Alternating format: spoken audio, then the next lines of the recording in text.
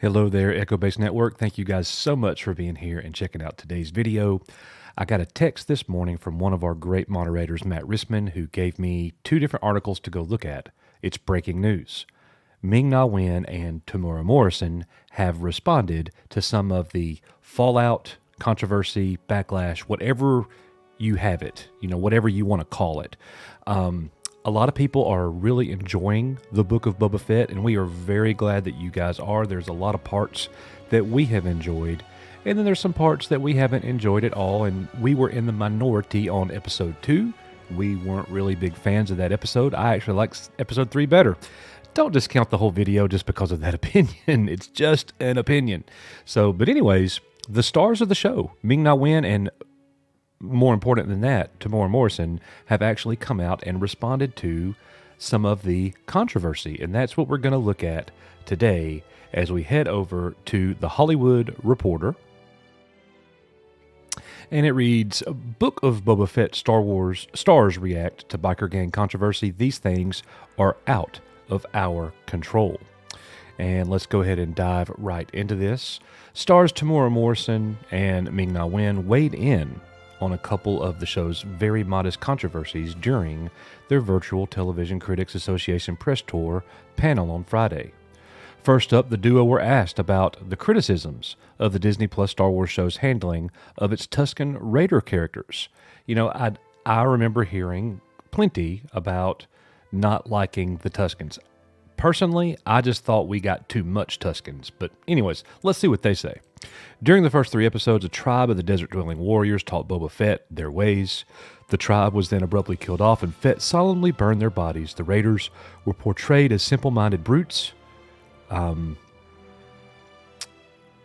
the Star Wars films, and both The Mandalorian and the Book of Boba Fett have been praised for handling the indigenous characters with more humanity, but their deaths drew some backlash online. And here we have the response from Temuera Morrison. Their portrayal was better than it was in the films, Morrison said. Then I read in the script that we were throwing dead bodies just on the fire, and I was going, oh, hang on, we got to put a bit of ceremony into this. But they are the indigenous of the sands of Tatooine, and I was creating a little bit more history about their own culture. And I was pulling from my own culture in a way in terms of the ceremonies and preparing the warrior and preparing the weapon. And Boba has never experienced a real family before with the young Tuskens and the old Tuskens and protecting their land. Now, I will tell you that's the part that pulled at my heartstrings when they were dead and he was burning the bodies. That was really the only family that we know that he has known since the passing of his father. Added Ming-Na Wen, we knew so little about the Tuskens, and the show really gave them an incredible backstory. I thought all those elements really enrich who the Tuskens are. And she talks about how, it's common. We see it, in the original movie in Star Wars, they're burning the bodies of the dead Jawas. So this is a Tatooine type thing that you do. But here's the hot button. This is what everybody really wants to know about. Another issue raised by a critic was Episode 3's instantly notorious biker gang that some fans compared to the Power Rangers, or Pee Wee Herman.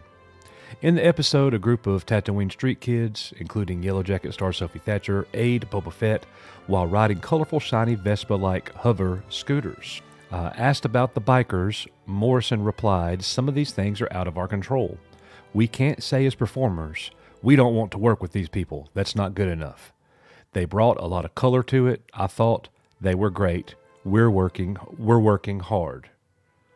And then once again, Wynn helpfully pointed out that some Star Wars history, noting this is a real homage to the things creator George Lucas has always loved, whether it was the mods in the 60s or Lucas Hot Rod film American Graffiti. At the same time, it lends itself to learning more about Tatooine, and Sophie was a lovely human being, and I definitely enjoyed getting to know her.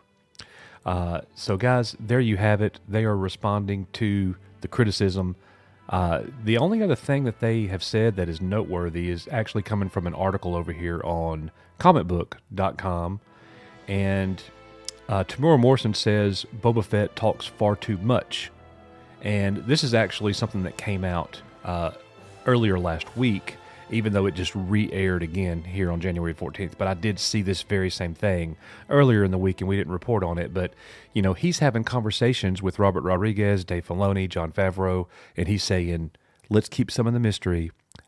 Don't make Boba talk so much. And then what happened was they would give him an entire paragraph of dialogue, and Temuera Morrison would kind of be resistant on it, and Jon Favreau would step in and say, "Hey, just do the entire paragraph, and then we'll cut it when in the film room."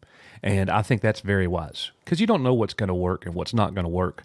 So far with his dialogue, I don't have a problem with Boba Fett's dialogue at all. Do you? And I was not a fan of the Vespas. I was not a big fan of the motorbikes, if you will. Too bright, out of place, didn't feel like Tatooine for me, but what do you guys think? Guys, thank you so much for tuning in here to Echo Base Network. Let me know what you guys think about all this. And we got a live stream show tonight at 7 o'clock p.m. Central Time where we'll be talking about all of these things. So anyways, we will see you guys on the next one.